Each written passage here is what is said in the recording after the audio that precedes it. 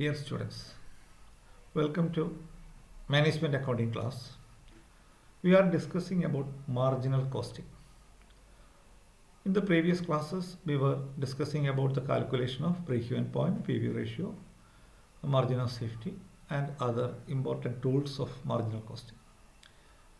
In this class, we are going to discuss about break-even chart. How you can calculate break-even point by preparing a graph.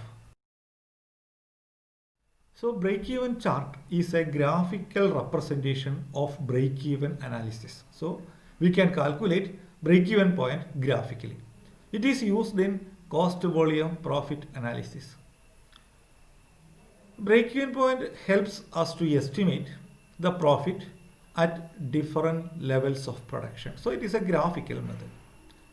It is the point at which total sales line cuts total cost line. Please note the point. It is the point at which the total sales line cuts the total cost line. So it is a graph showing the amount of fixed and variable cost and sales revenue at different volumes of operation. So it is a graph showing the amounts of fixed and variable cost and sales revenue at a different volume of operation. We can calculate at what volume the firm first covers all costs with revenue of break-even. അതായത് നമുക്ക് ഈ ഫേമിൻ്റെ total cost അത് എപ്പോഴാണ് revenue generate ചെയ്യുന്നത് എന്ന് calculate ചെയ്യാനായിട്ട് നമുക്ക് സാധിക്കും. അപ്പോൾ ഇതിൻ്റെ അസംഷൻസ് എല്ലാം നമ്മൾ നേരത്തെ മാർജിനൽ കോസ്റ്റിങ്ങിൽ പഠിച്ച അസംഷൻസ് തന്നെയാണ്. Total cost divided into fixed cost and variable cost. Okay, നമുക്കറിയാം total cost divided into fixed cost and variable cost. Fixed cost remain fixed at all levels of activity. Room rent it is fixed for 5,000 unit or 10,000 unit. Variable cost proportionately change to output. അത് നമ്മൾ നേരത്തെ അറിയാവുന്ന കാര്യമാണ്. Variable cost will change according to the change in the output. Selling price per unit remains constant, though it is assumed that the selling price will be the same. Then no change in the sales mix. That means we have different products. Different products constitute our sales mix. So the sales mix will not change. The products produced by the company already will continue. All units produced are sold. It is assumed that നമ്മൾ ഉൽപ്പാദിപ്പിക്കുന്ന എല്ലാ ഉൽപ്പന്നങ്ങളും നമ്മൾ വിൽക്കും. No change in the level of efficiency എന്ന് പറഞ്ഞാൽ സ്ഥാപനത്തിലെ efficiency അതിൽ പ്രത്യേകിച്ച് മാറ്റമൊന്നും വരുത്തുന്നില്ല. അപ്പം മാർജിനൽ കോസ്റ്റിങ്ങിൻ്റെ അസംഷൻസ് എല്ലാം ബ്രേക്ക് ഈവൻ ചാർട്ടിൻ്റെയും അസംഷൻസ് ആണ്. ടോട്ടൽ കോസ്റ്റ് ഫിക്സഡും വേരിയബിളുമായി ഡിവൈഡ് ചെയ്യുന്നു. Fixed cost remain fixed at all level, എല്ലാ ലെവലിലും സെയിം ആണ്. വേരിയബിൾ കോസ്റ്റ് ഉൽപ്പാദനത്തിനനുസരിച്ച് മാറുന്നു. സെല്ലിംഗ് പ്രൈസ് സ്ഥിരമായി നിൽക്കുന്നു. No change in sales mix, എല്ലാ ഉൽപ്പാദിപ്പിക്കുന്ന എല്ലാ യൂണിറ്റും വിൽക്കുന്നു. No change in the level of efficiency. These are the assumptions of break even chart. Then there are different types of break-even chart. We will discuss only the important one. First one, simple break-even chart. It is the most common or popular method of break-even chart. അപ്പോൾ ഇത് നമ്മൾ ക്ലാസ്സിൽ ഇത് വരയ്ക്കുന്നത് നമ്മൾ എങ്ങനെയാണ് break-even chart വരയ്ക്കുന്നത് എന്നുള്ളത് എക്സ്പ്ലെയിൻ ചെയ്യും. ഇന്ന് നമ്മൾ അതിൻ്റെ തിയറട്ടിക്കൽ പോയിൻ്റാണ് പഠിക്കുന്നത്. How to prepare break even chart. നമുക്കറിയാം, ഒരു ഗ്രാഫ് പേപ്പർ എടുക്കുക. ആ ഗ്രാഫ് പേപ്പറിൽ എക്സ് ആക്സിസ് വൈ ആക്സിസ്, നമുക്ക് രണ്ട് ആക്സിസ് നമുക്ക് പണ്ട് നമ്മൾ പഠിച്ചിട്ടുള്ളതാണ്. എക്സ് ആക്സിസ് എന്ന് പറയുന്ന അതാണ് സെയിൽസ് വോളിയം കാണിക്കാനായിട്ട് ഉപയോഗിക്കുന്ന X axis. Cost and revenue അത് വൈ ആക്സിസ്. ഇതാണ് sales volume X axis, cost and revenue Y axis. അപ്പോൾ നമ്മൾ കോസ്റ്റ് അത് മാർക്ക് ചെയ്തതിന് ശേഷം ഇനി ഫിക്സഡ് കോസ്റ്റ് ലൈൻ മാർക്ക് ചെയ്യണം. നമുക്ക് ഫിക്സഡ് കോസ്റ്റ് നമുക്കറിയാം. ഫോർ എക്സാമ്പിൾ 20,000 ആണെന്ന് വിചാരിക്കുക. അപ്പോൾ ഇത് 20,000-ൻ്റെ ആ ലെവൽ വെച്ചിട്ട് എക്സ് ആക്സിസിന് പാരലായിട്ട് നമ്മൾ എന്ത് വരയ്ക്കുന്നു, ഒരു ലൈൻ വരയ്ക്കുന്നു. അതാണ് ഫിക്സഡ് കോസ്റ്റ് ലൈൻ. എക്സ് ആക്സിസിന് പാരലായിട്ട് ഫിക്സഡ് കോസ്റ്റ് വരുന്ന എമൗണ്ടിൽ നിന്ന് ഒരു ലൈൻ, പാരലൽ ലൈൻ വരയ്ക്കുന്നു.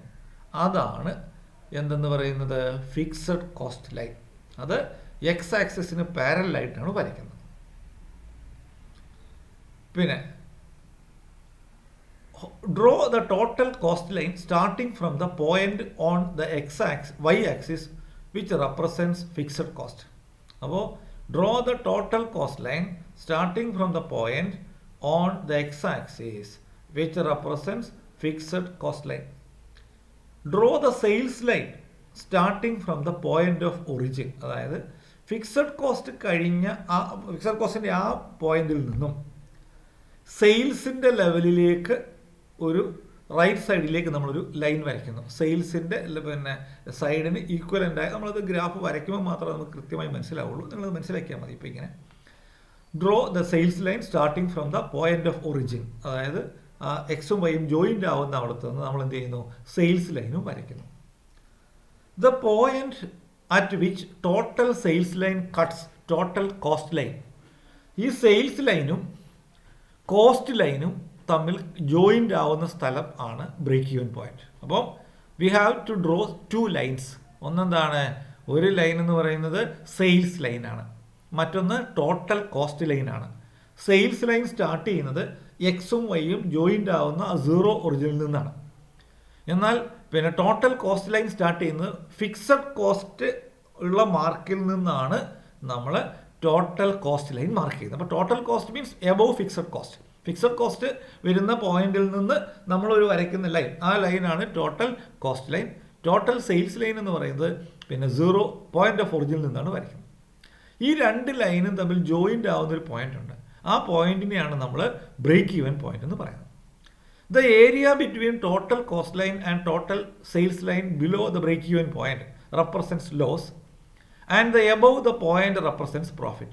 ഈ 2 ലൈനും കൂട്ടിമുട്ടുന്നതിന് മുകളിലേക്കുള്ള പോയിന്റാണ്, അതിനാണ് നമ്മൾ എന്തെന്ന് പറയുന്നത്, പ്രോഫിറ്റ് എന്ന് പറയുന്നത്. അപ്പോൾ നമ്മൾ വരയ്ക്കുമ്പോൾ കൃത്യമായിട്ട് മനസ്സിലാവും. പിന്നെ പുതുതായിട്ടൊരു പോയിന്റ് മനസ്സിലാക്കുക, angle of incidence. Angle of incidence, it is an angle formed in break-even chart which is the angle between sales line and total cost line at the break-even point. It is an angle formed in break-even chart which is the angle between sales line and total cost line at the break-even point. We will discuss it tomorrow in detail. It indicates the rate at which profits are made. Large angle indicates higher profit, lower angle indicates lower profit. അപ്പോൾ large angle, അപ്പോൾ ആംഗിളിൻ്റെ പിന്നെ degree അത് കൂടുതലാണെങ്കിൽ അപ്പോൾ നമുക്ക് എന്ത് സംഭവിക്കുന്നു, break even point, lower break even point is an indication that the firm can withstand even if the sales fall. So the firm will not go into loss immediately. അപ്പോൾ break even point കുറവും ഈ angle of incidence കൂടുതലുമാണെങ്കിൽ അത് better profit ആണ് കാണിക്കുന്നത്. Small angle indicates lower rate of profit and higher break even point. So to improve this angle, contribution should be increased either by increasing selling price or by reducing variable cost. ഈ രണ്ടാമതായിട്ട് ഒരു ചാർട്ടാണ് contribution break even chart. In this chart, sales line and variable cost line are drawn. The difference between sales line and variable cost line represent contribution at different levels of activity. അപ്പോൾ അത് പിന്നെ അവിടെ variable cost ലൈനും sales ലൈനും വരച്ചുകൊണ്ട് നമ്മൾ contribution measure ചെയ്യുന്ന ഒരു break even ചാർട്ടാണ് കോൺട്രിബ്യൂഷൻ ബ്രേക്ക് ഈവൻ ചാർട്ട്. അടുത്ത profit volume chart. This shows the relationship of profit to volume of sales. It shows how profit changes in response to change in the sales volume. അപ്പോൾ ഇത് പ്രോഫിറ്റും sales വോളിയവും തമ്മിലുള്ള relation measure ചെയ്യാനായിട്ട് നമ്മൾ വരയ്ക്കുന്ന ഒരു ഗ്രാഫാണ്. It shows how profit changes in response to change in the sales volume. Then ഈ CVP അനാലിസിസും ബ്രേക്ക് ഈവൻ പോയിന്റും ബ്രേക്ക് ഈവൻ അനാലിസിസും തമ്മിലുള്ള relation, how these two concepts are related. Relationship between CVP analysis and break-even analysis. So break-even analysis is a most widely used technique in CVP analysis. C V P അനാലിസിസിൻ്റെ ഭാഗമായിട്ടുള്ള ഒരു ടെക്നിക്കാണ് break even analysis. അപ്പം C V P അനാലിസിസിൽ നമ്മൾ use ചെയ്യുന്ന ഒരു ടൂളാണ് ബ്രേക്ക് ഈവൻ പോയിന്റ്. അപ്പോൾ C V P analysis, cost volume profit analysis includes the study of break even analysis and the study of the effects of changes in price, variable cost, fixed cost and other relevant factors on profit. അപ്പോൾ C V P analysis includes break even analysis. അപ്പം break even അനാലിസിസും C V P അനാലിസിസും നമ്മൾ use ചെയ്യുന്ന സമയത്ത് break even analysis is a subsidiary concept used in the broader concept cost volume profit analysis. ഇനി നമ്മൾ we can see the impact of sales price, fixed cost, variable cost and break-even point. ഇത് തമ്മിലുള്ള relationship. The selling price and variable cost has direct impact on PV ratio.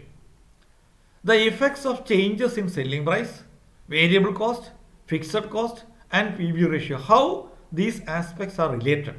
ഇത് തമ്മിലുള്ള ബന്ധം എന്താണെന്ന് നോക്കാം. Let us see the impact of selling price, fixed cost, variable cost and break-even point. An increase in selling price increases contribution, leads to better PV ratio. നമുക്കറിയാം sales വർദ്ധിച്ചാൽ ഓട്ടോമാറ്റിക്കായിട്ട് contribution കൂടും. Contribution കൂടുന്ന സമയത്ത് എന്ത് സംഭവിക്കുന്നു? It leads for better P V ratio, higher P V ratio നമുക്ക് കിട്ടും. അപ്പം സെയിൽസ് പ്രൈസ് ഇൻക്രീസ് ചെയ്യുകയാണെങ്കിൽ, സെയിൽസ് ഇൻക്രീസ് ചെയ്യുകയാണെങ്കിൽ അത് കൂടുതൽ കോൺട്രിബ്യൂഷനിലേക്ക് നയിക്കും. It will lead to better P V ratio.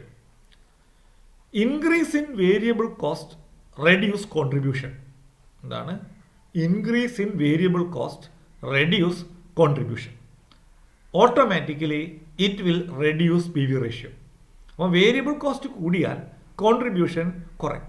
Contribution കുറഞ്ഞാൽ ഓട്ടോമാറ്റിക്കായിട്ട് പി വി റേഷ്യോ കുറയും. അപ്പോൾ ഒന്നാമതായിട്ട് സെല്ലിംഗ് പ്രൈസ് കൂടിയാൽ കോൺട്രിബ്യൂഷൻ കൂടും. കോൺട്രിബ്യൂഷൻ കൂടിയാൽ ബെറ്റർ പി വി റേഷ്യോ ഉണ്ടാവും. വേരിയബിൾ കോസ്റ്റ് കൂടിയാൽ അത് കോൺട്രിബ്യൂഷനെ കുറയ്ക്കും. കോൺട്രിബ്യൂഷൻ കുറഞ്ഞാൽ അത് പി വി റേഷ്യോയെ കുറയ്ക്കും. Decrease in variable cost per unit will increase contribution. Variable cost കുറഞ്ഞാൽ, നമ്മൾ പറഞ്ഞാൽ നേരെ ഓപ്പോസിറ്റ് ആണ്. വേരിയബിൾ കോസ്റ്റ് കുറഞ്ഞാൽ കോൺട്രിബ്യൂഷൻ കൂടും. കോൺട്രിബ്യൂഷൻ കൂടിയാൽ ബെറ്റർ പി വി റേഷ്യോ ഉണ്ടാവും. അപ്പം decrease in variable cost per unit will increase contribution. It leads to better P V ratio. Increase in P V ratio means lower break even point and higher margin of safety. ഇതൊക്കെ നമ്മൾ അതിൻ്റെ common principles ആണ്. Increase in P V ratio means lower break even point and higher margin of safety. Margin of safety കൂടുന്നതനുസരിച്ച് നമ്മളൊരു better പൊസിഷനിലാണ്. It shows our position in the profitability. അപ്പോൾ margin of safety കൂടും. Margin of safety കൂടിയാൽ നഷ്ടമുണ്ടാവാനുള്ള chance വളരെ കുറവാണ്. Decrease in P V ratio means higher break even point and lower margin of safety. നേരത്തെ പറഞ്ഞതിൻ്റെ ഓപ്പോസിറ്റ് ആണ്. പി വി റേഷ്യോ കുറയുകയാണെങ്കിൽ അത് break even point higher break even പോയിന്റിലേക്ക് പോകുന്നു. It leads to lower margin of safety. Decrease in selling price results decrease in contribution. Selling price കുറഞ്ഞാൽ contribution കുറയും. Contribution കുറഞ്ഞാൽ ഓട്ടോമാറ്റിക്കായിട്ട് പി വി റേഷ്യോയും കുറയും. ഇതൊക്കെ നമ്മളുടെ ഡിസിഷൻ മേക്കിങ്ങിന് വേണ്ട ടൂൾസാണ്. Decrease in selling price results in decrease in contribution and lowering of P V ratio. Then lastly, decrease or increase in fixed cost does not affect fixed PV ratio. Fixed cost കൂടിയാലും കുറഞ്ഞാലും അത് എന്തിനെ ബാധിക്കുന്നില്ല? P V ratio ബാധിക്കുന്നില്ല. This will affect break even point and profit. അപ്പോൾ break even chart എന്ന് പറയുന്നത് it is a graphical representation used to calculate break even point. We can calculate break even point by drawing a chart, a graph. So tomorrow we will discuss how to draw a break-even chart.